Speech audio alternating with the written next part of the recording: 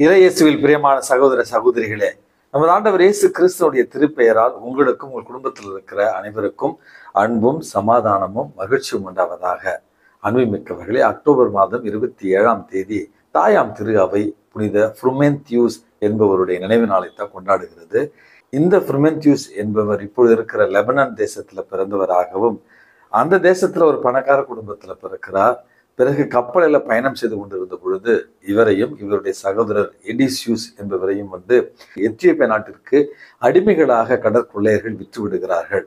எத்தியோப்பிய அரசன் இவர்கள் இருவருடைய அறிவுத்திறனை பார்த்து தன்னுடைய தனிப்பட்ட அடிமைகளாக இவர்களை வைத்து இவர்களுக்கு கல்வி புகட்டுகிறான். கல்வியிலும் ஞானத்திலும் வளர்ந்த இவர்கள் இருவரையும் தன்னுடைய அரசனுடைய தனிப்பட்ட ஆலோசகர்களாகவும் அரசன் வைத்துக் கொண்டான் என்று வரலாற்றில் வாசிக்கிறோம். அன்புமிக்கவர்களே, தங்களுடைய புத்தி குழுமையாலும் நம்பிக்கையாலும் விசுவாசத்தாலும் அரண்மனையில் இருக்கிற எல்லோரையுமே கிறிஸ்துவுக்குள் கொண்டு வந்தார்கள்.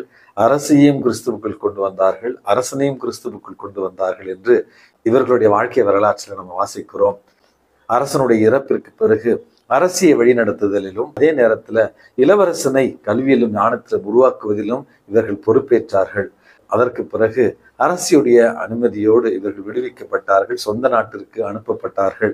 ஆனாலும் எத்தியோப்பிய தேசத்துல இன்றைக்கு கிறிஸ்தவம் வளர்வதற்கு மிகப்பெரிய தூண்களாக இருந்தவர்களாக இந்த புனித ஃப்ருமென்தியூஸ் மற்றும் அவருடைய சகோதரர் எடிசியூஸ் அறியப்படுகிறார்கள். அடிமையாக இருந்தாலும் அந்த ஒரு கடினமான ஒரு சூழலில் கூட இயேசுவை பற்றின நற்செய்தி அறிவித்து இயேசுவை தங்களுடைய வாழ்வால் அறிவித்தவர் தான் இந்த புனித ஃப்ருமென்தியூஸ்.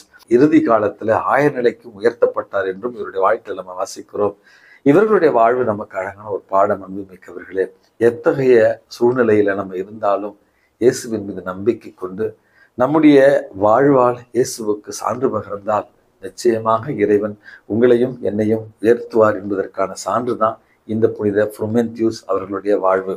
அன்புமிக்கவர்களே, இன்றைக்கு நமக்கு கொடுக்கப்பட்டு இருக்கிற நற்செய்தி வாசகத்துல நமது ஆண்டவர் இயேசு கிறிஸ்து 18 ஆண்டுகளுக்கு மேலாய் நோய்வாய்ப்பட்டு கூனி குறுகி கூன் வீழ்ந்து கிடந்த ஒரு பெண்ணை பார்த்து ஒரே ஒரு வார்த்தை கூறி தன்னுடைய தொடுதலினால் இன்றைக்கு அந்த பெண்ணிற்கு புது வாழ்வை கொடுத்து சமுதாயத்துல இழந்த அந்த தகுதியை அவருக்கு மறுபடியும் பெற்றுக் கொடுத்து குணப்படுத்தி அனுப்புகிற ஒரு நற்செய்தியைத்தான் வாசிக்கிறோம்.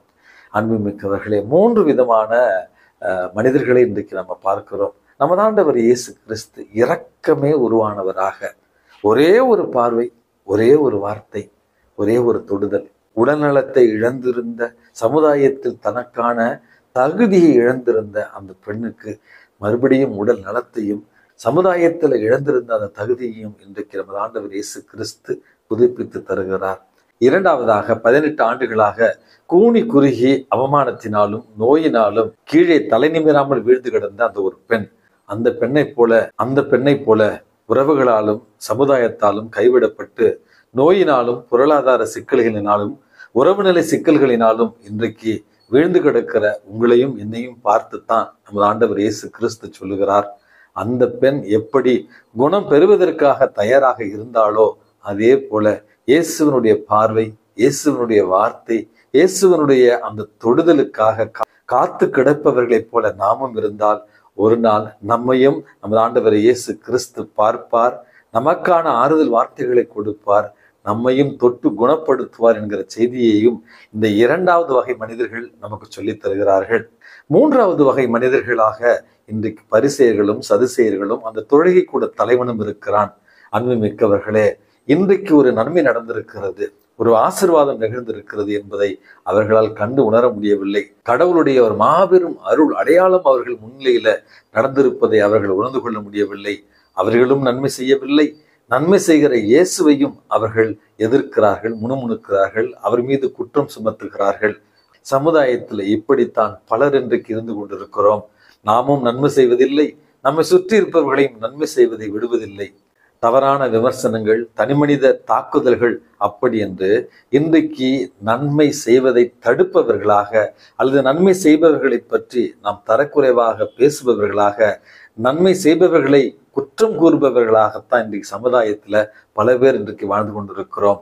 அன்புமிக்கவர்களே, இந்த ஒரு நற்செய்தி வாசகம் நமக்கு சொல்லித் தருகிற ஒரு பாடம் என்பது, நமது ஆண்டவர் இயேசு கிறிஸ்து சென்ற இடங்களில் எல்லாம் நன்மையை மட்டுமே பேசி சென்ற இடங்களில் எல்லாம் நன்மையை மட்டும் செய்தவராக இன்றைக்கு நமக்கு ஒரு அழகான வாழ்க்கை பாடத்தை சொல்லித் தருகிறார்.